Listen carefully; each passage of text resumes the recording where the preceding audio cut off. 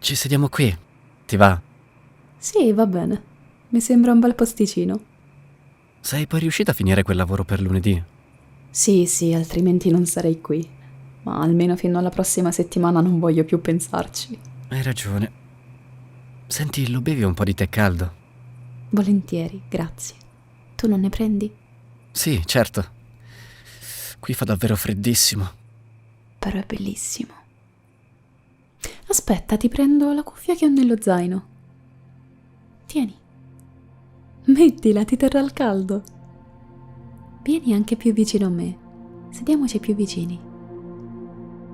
Ti voglio bene. Anch'io. Non pensi al fatto che siamo qui da soli, di notte? Qualcuno potrebbe... Ma no, perché qui non siamo soli. Come no?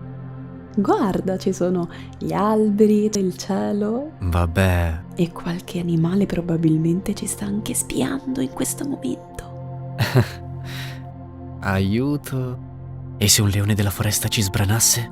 Non ci sono leoni sulla neve, stupido. Allora una tigre bianca.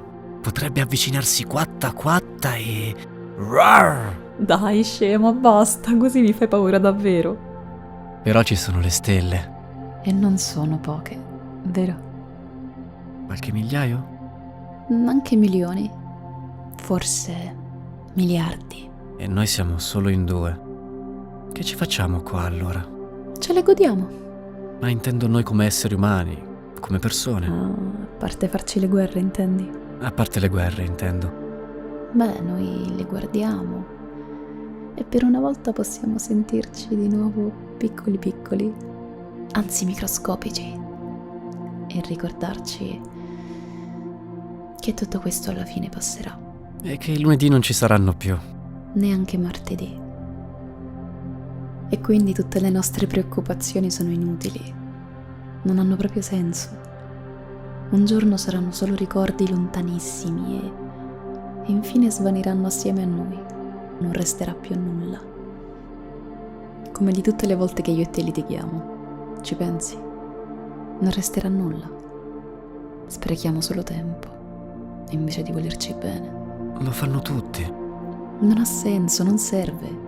Saranno battaglie sprecate, non resterà niente, saranno dimenticate da me, da te, da tutto questo. È a questo che servono le stelle, quindi. Credo proprio di sì. Ti amo, amore.